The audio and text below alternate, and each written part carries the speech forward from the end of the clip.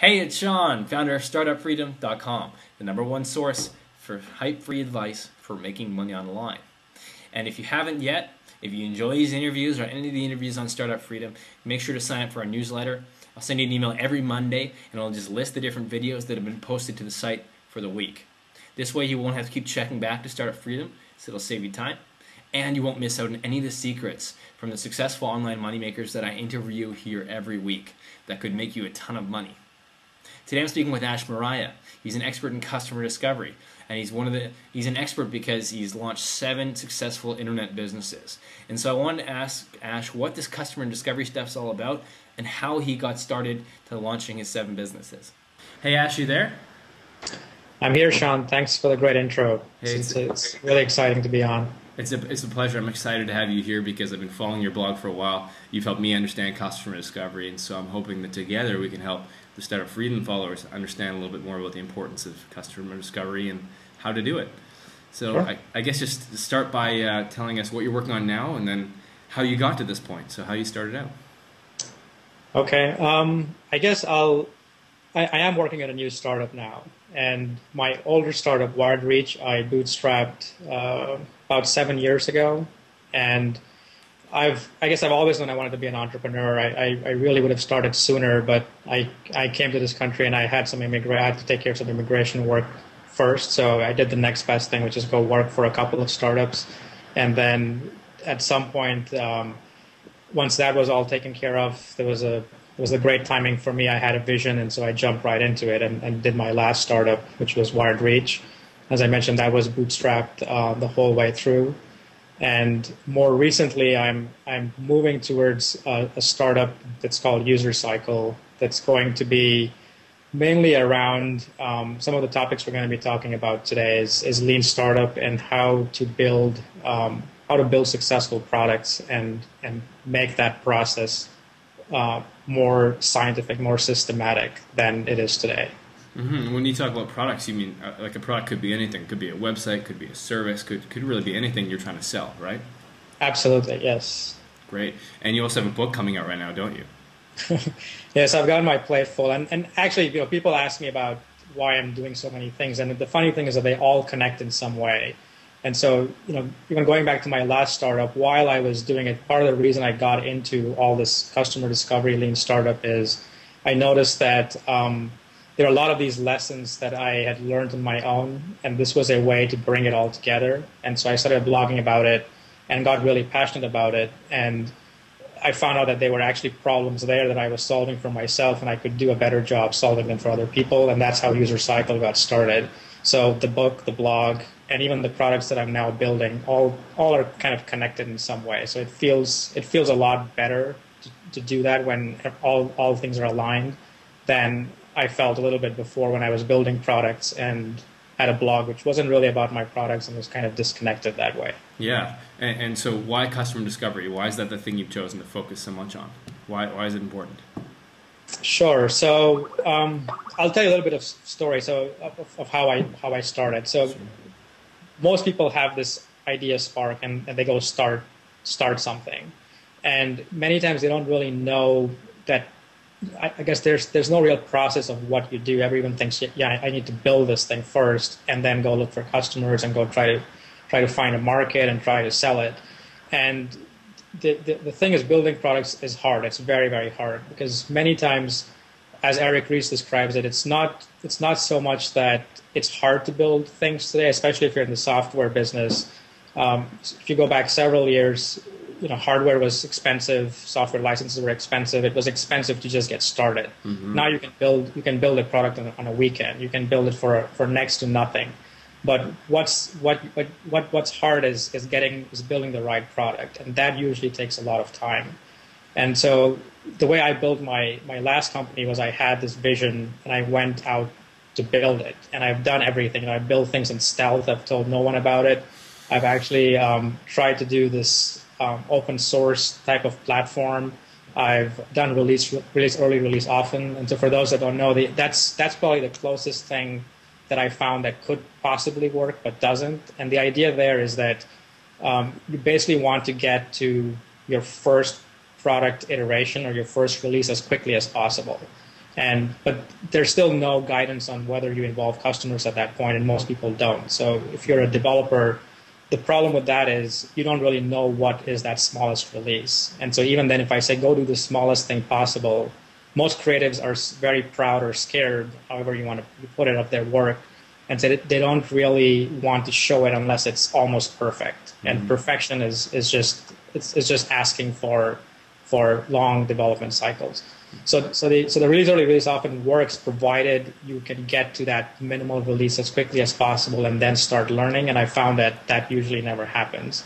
And so in my journey, what I found is that all of these ways were kind of long ways of building products. And many times at the end of it, you would build something nobody wants and you would just be starting there. So for me, it was trying to shortcut that and trying to find better ways to build a product. And I stumbled into some of Steve Blank's writing via Venture Hacks, and a lot of what was being said resonated with me so strongly. And I think it resonates with people who have built things that nobody really wanted or not enough people wanted, right? Yeah. Which is a lot of people. I mean, and I think that's just the norm, right? I mean, there are so many startups that build things that no one wants, and they eventually run out of resources, and so they go away. And so for me, it was like I reached that point. I was not getting any younger. I had kids, so my time constraints were very little, and so I said I need to stop wasting not only other people's time, but more importantly, my time. And so one of the fundamentals in customer discovery is customer discovery / lean startup is that for everything you're going to build, you can almost certainly do something to test the idea first before doing the actual work. And so if I were to put it another way, what I started doing is looking for the smallest thing possible that you could do to actually test an idea. And so release often tries to say, well, build your first release first, but that's too big. And you could actually get away with just a mock-up or just even a conversation with a potential customer. So for me, that was the reason why I kind of resonated with customer discovery, and I started applying these principles. So where can people find out about the lean startup in sort of introductory terms besides Startup Freedom? Where else can people learn about the lean startup and customer discovery? Sure, yeah. Where I learned about them were from Steve Blank and Eric Ries's blogs. And so if you either Google Steve Blank and or Eric Ries, that's R-I-E-S, you will hit both of their blogs. And both of them, Steve Blank more talks about customer discovery, customer development.